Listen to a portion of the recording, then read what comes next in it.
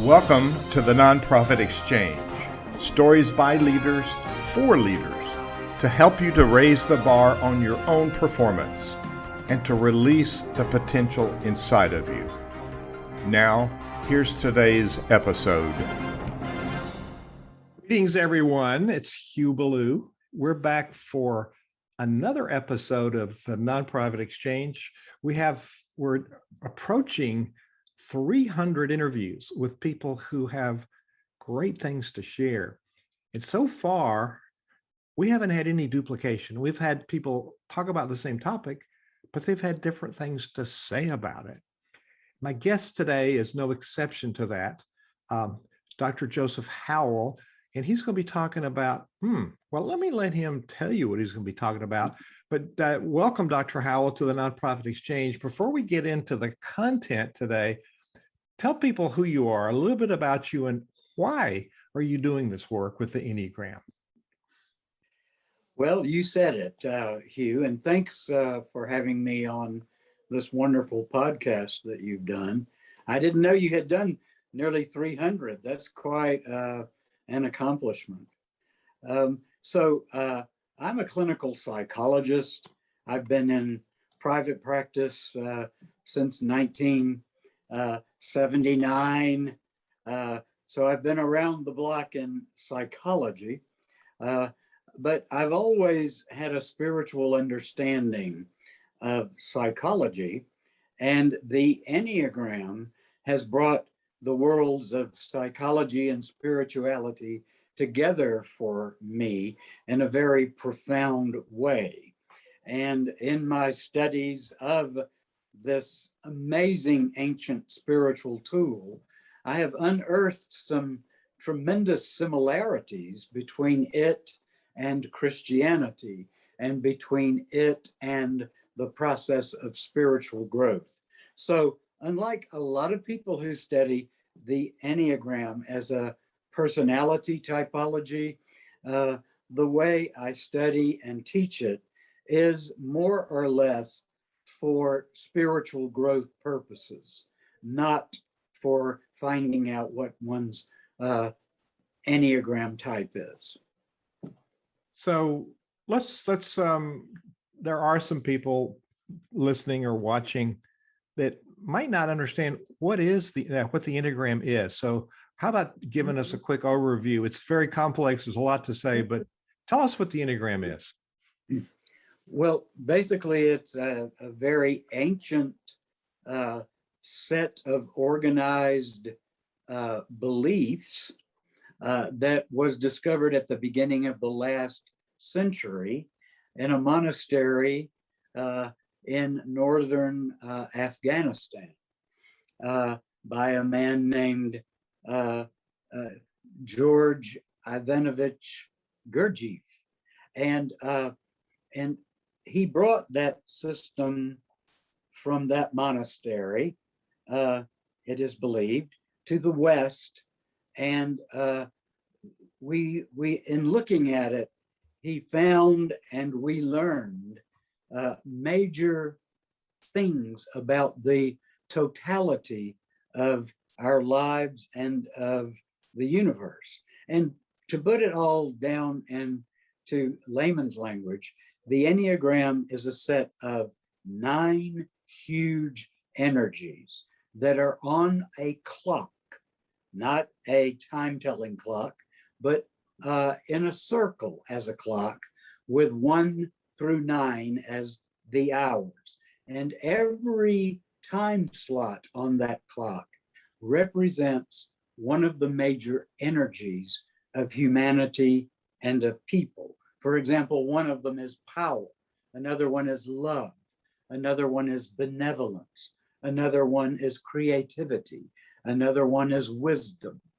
another one is kindred spirits. So what Ivanovich Gurdjieff put together was an understanding of what these energies are, and that everybody in the universe identifies most primarily with one of those energies.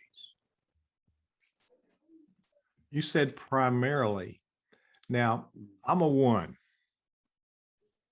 and I'm married to a 6. And we kind of explore what that energy is daily looking at that. But people sometimes think, and I've worked with people that have done Myers-Briggs and other personality type tools. This is very different in my sense. But people tend to want to think, oh, this is who I am. So that's what it is.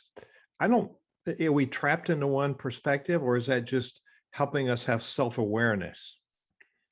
Well, actually, the beautiful thing about the Enneagram is that when one discovers their type, that is actually their ego type, which is their false self, what we present to the world. So if you have discovered that you're a 1, you come off as knowing the right thing to do, being the classroom monitor, having a sixth sense of what the best path is to follow, and the tremendous, beautiful thing of discernment, which is a tremendous gift. But that is what we have found for all the 9 types. That's just our surface self. The Enneagram tells us how to make the trip from one of those energies on that clock to another energy that we are really most like, and that we were born into being, and that contains the qualities of our soul. And that is an amazing insight to be able to get. It's like coming home. Wow. Wow. You really define this in a way that I've heard about the Enneagram. I've read about it. I look at Ennea thoughts every day from another source, and just beginning to scratch the surface of understanding. And what you did in just a very succinct manner is give me an overview of it. So you're educated in psychology. You had a private practice, and then when did Enneagram come into your life? When were you first introduced to it? Well, I'm still in my private practice. I see patients every day. But I was introduced to the Enneagram when I was in my 30s by the Jesuits in Cleveland, Ohio, who I studied with, and major ones being Patrick O'Leary and Maria Beesing, who taught me the Enneagram from the first book on the Enneagram written in the United States, and it's still existing today. And that book was what began my journey and what they taught me about that book. You bring the spirituality of being Christian, as I do, to your work. So does the Enneagram work with people of any faith, or is it centered in Christian philosophies? It works. What it is it's truth, which is in every religion and every denomination, if you please. It doesn't speak to any one religion. However, the more I've studied it, the more I see how it reflects Christianity in particular, because that's my private, personal, spiritual practice. It reflects Christianity in amazing ways. For example, I told you about those 9 energies. And by the way, your soul energy, if you're a 1, would be found at 7, which is joy. So you were born as a very, very joyous soul. And so in this half of your life, you're probably recontacting that, because in our second half of life, we do the journey back to our origins, like salmon swimming up the stream. But to go on with your question, in Christianity, one of the major parts of the gospel that makes Christianity so outstanding is in Matthew, the Beatitudes. Well, if you read the Beatitudes closely, you can see that Christ spoke 9 different Beatitudes. He gave 9 different blessings. And after unpacking these, I found that he blessed 9 groups of people for going to their soul out of their ego. Blessed are the peacemakers, for they shall be the children of God. Okay, that would be for Enneatype 9, the people who go to 3 with their peace loving and actualize it, manifest, so to speak, peacemaking in the world. And so you've got 9 different Beatitudes from Christ that perfectly match the 9 Enneatypes. And in Paul, you have 9 gifts of the Spirit and 9 fruits of the Spirit, which also are very consistent with the 9 energies of the Enneagram, all built on the law of 3. So that amazing study threw on tremendous lights for me. Go on, say a little more about how the Enneagram has impacted you personally. I know when I've studied the work of Murray Bowen, when I've studied the work of Burns and Bass, who created transformational leadership, and Richard Rohr and others, it impacts my sense of who I am, but it also empowers me with new visions of how I can be present in the world. So talk about the Enneagram specifically and how it's impacted your life. Well, I'm certainly glad to share that. The ego type that I identify with would be ego type 6, which is found in the mind center. That ego has, like I told you, yours has, it's given to fear, it's given to suspicion, it's given to blind loyalty to others, especially if you feel that they will take care of you. It's given to being connected with others and having a good support system, but in maybe a more dependent way. And most 6s look for an alpha figure, a mentor or a chief of their tribe who will protect them and take care of them.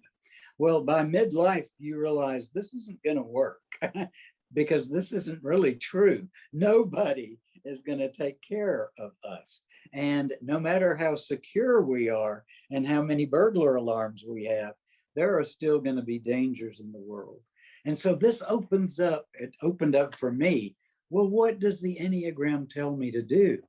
And in looking at it, it told me to follow my arrow or go against my arrow to the 9 on the Enneagram, which in soul is a relaxed soul, a soul that understands that the universe is in hands that are much greater than me, that I am being held by these hands, that if I relax into the knowing that all is well, that I will not have the anxiousness and fear that was ruling me in my ego when I thought I was in charge of my life.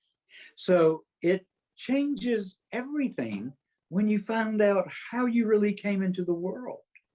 And then you go back to that, which takes spiritual practice and it takes study. And, you know, the ego isn't gone. It's still there on our shoulder every day, whispering, oh, you better be scared of this, or you better, in your case, you better tell them the right thing to do. But the soul, once we have access to it, is the alternative from being caught in our ego. And this works on the collective too. Like, for example, churches have church egos.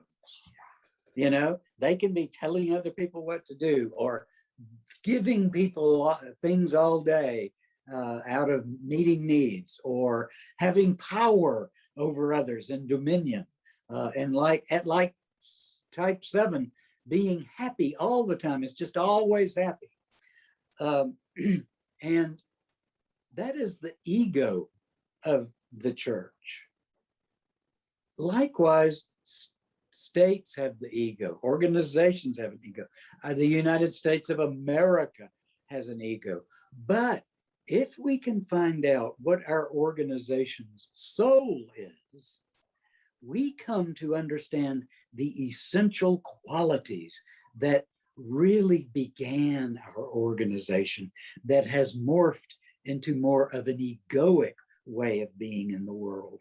And so going back to the soul qualities of our own nature and in organizational structure, the soul qualities of our organization, we are grounded, we are transparent, we live from truth, we live from a total 360-degree view of what's going on around us. We are not myopic or egocentric. Wow. That's a whole lot of sound bites, a whole lot of stuff to cover. If you're coming by on Facebook and looking at this, this is The Nonprofit Exchange. You can find it at nonprofitexchange.org. And you can find this episode and others. And by the time you get there, there'll be a transcription. So you don't have to put it on stop. You can look at the transcription and really understand well, you've really explained some complex concepts, Dr. Howell, in a very understandable way. Thank you. So let's go back to ego a minute. I'm not sure those of us that are not psychologists or psychiatrists understand about ego, but you pretty accurately described a one. I'm not only a one in the Enneagram, but I'm an oldest brother of brothers. And I know the right answer, and I don't know why people don't see that. So yeah, that's what all you ego ones say. Yeah.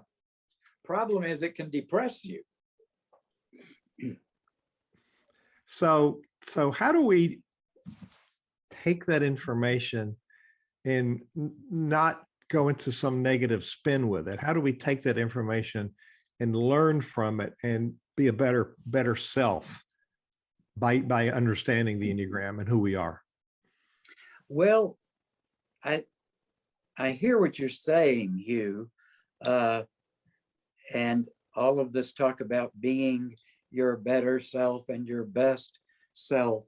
That is not a quickly done deal. Really, isn't that why we were put here? To slowly become the fulfillment of the seed which was planted in us at our making. So it's not about being a bad person who flips into a good person because they found out the Enneagram. It's about using the Enneagram as a tool to become more conscious every day of what reality is, what faith is, how to love deeply, what Christ's message is on loving somebody else as we love ourselves. You know, that is the biggest challenge, I believe, to ever been given humanity, to love others as we would love ourselves. If that happened, this planet would not be in jeopardy, and we would not be just 30 seconds away from nuclear decimation. Yo, hey, I set you up for something there you handled really well. Thank you so much. You know, and it's not about being right or wrong. It's about, to me, it's about discovery and learning. And I hit 75 this year, and I'm just beginning to learn some things. So it's a grand adventure to learn. So how do people learn about the Enneagram? Now there's a website you have, Dr. Joe, it's drjoehowell.com, and it's on the page for your interview. But you also have this Institute for Conscious Being. So tell us about what people will find at either one of those. Well, the one that you mentioned that's on this is the one for my private practice, which is not what we're talking about. We're talking about the Enneagram and how I teach it and the place that I teach it. And that is THEICB.org, the Institute for Conscious Being.org. And that is a school that my wife and I have founded that teaches the Enneagram in very plain and simple and spiritually transformative terms. And so if anybody wants to learn these, yes, that's it, THEIC.org.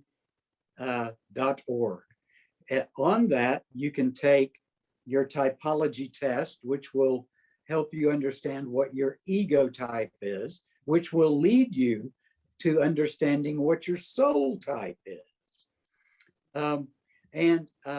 This school, you can apply online, and you can come and take our courses in person, or we have them in hybrid. You can take them online. The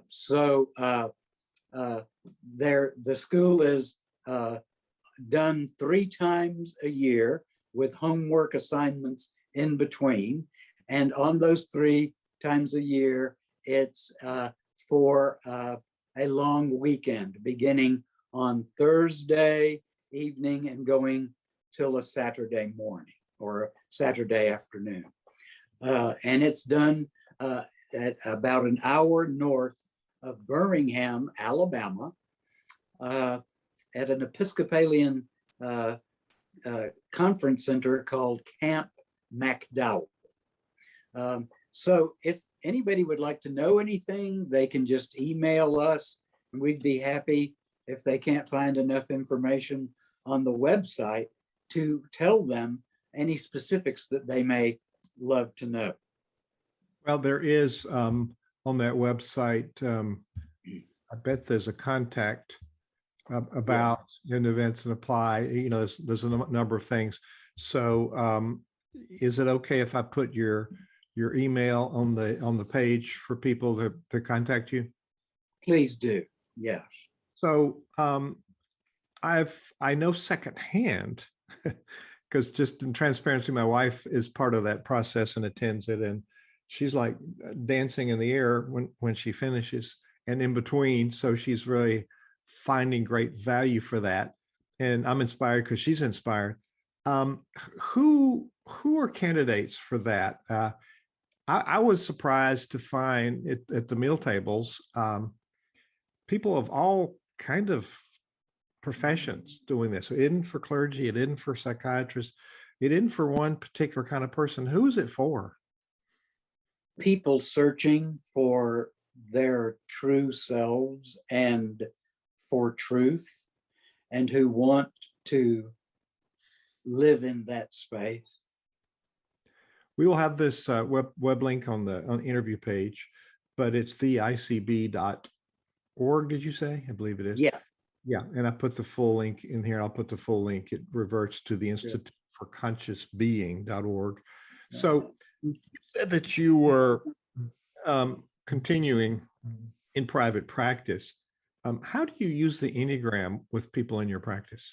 And my answer right off the bat is, how can I not use it? If it is the most beautiful spiritual tool besides meditation and discernment, if it is that most beautiful tool, it's part of my psyche, it's part of my soul and spirit.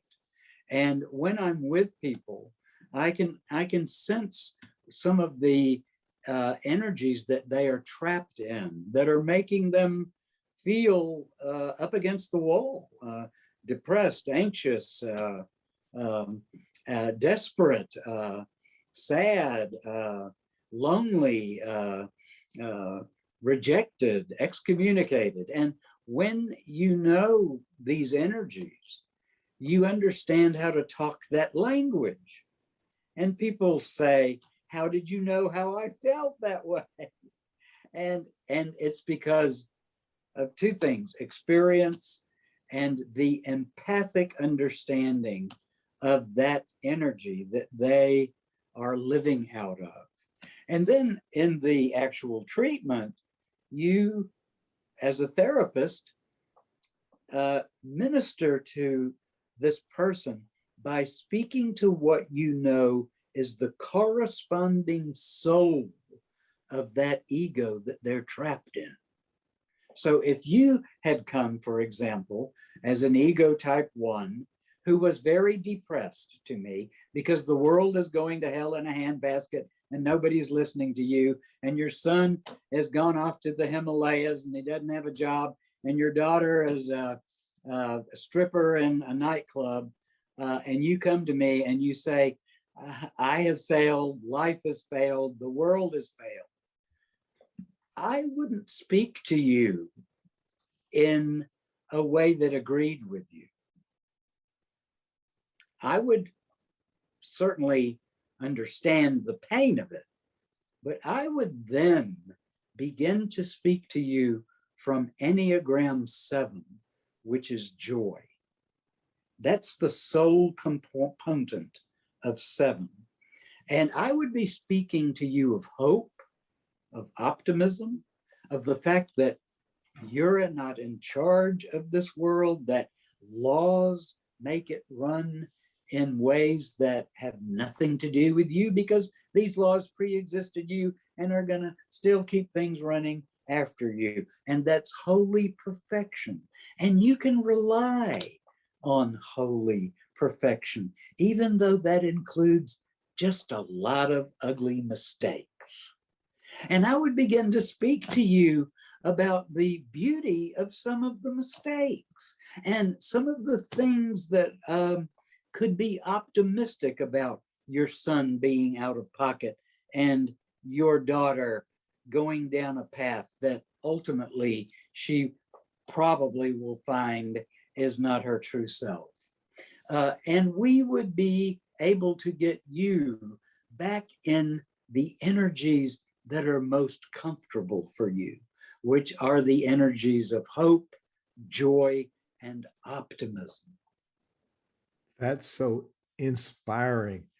So it would occur to me that it would be a benefit to communities like maybe a Sunday school class or a community association or couples to work through the process together, and it would create that common understanding. Is that right? Perfect. As a matter of fact, if I could be a little bit personal here, we have suffered, my wife and I have suffered the loss of a child, and that was a very, very, very difficult time. And in our spiritual recovery, of course, we employed the spirituality of the Enneagram, and we saw the profundity of it and how it allowed us to put our Christian faith into a practice that we had never been able to employ before, and to give life to that Christianity in ways that went far beyond what we had ever imagined. And we thought, well, if this is healing us, could this help heal the world? And how we're going to heal the world? We can't cast a spell on the world. We can't stop wars. We can't save the planet. We can't save the climate problems. We can't save the nuclear threats. But we can teach this system one by one that will put our faith on steroids and raise consciousness in people so that we understand that nothing we do is alone. We are all vitally connected. Vitally connected. I am giving ripples now, and you on this, that's connecting to people we do not even know. And even in China, what happens in this hemisphere is very important, and vice versa. But when we look at ourselves as separate, egoic entities that we must defend and that we must tell other people they've got to be like us to be accepted, that's why we have wars. That's why we can't love one another as we love ourselves. So one by one, we are trying to make a dent in this, Hugh, and we're giving our all to teach this so other people who come and are students of ours can take it and go to those Sunday school classes or go to those community meetings and give other people access to this wonderful language and this wonderful way of walking in faith in this world. That is profound. We have these short interviews. We can't possibly talk about everything about a topic, but what you've done is given us a really clear perspective of the Enneagram and why it's important to me. And this is precious. Anything you want to add about the Enneagram? We're coming to the end of our time here. Is there anything I didn't ask you that you would like to share about the Enneagram before we end? I just feel real complete about our conversation today. I feel the wholeness of it. And I just would like to extend my gratitude to being asked by you to share this, which is so important on my heart. Dr. Joseph Howell, thank you for being our guest today on the Nonprofit Exchange. You have impacted a lot of people, and we'll make sure it impacts a lot more as they watch this. Thank you so much. Thank you. Thank you for watching the Nonprofit Exchange.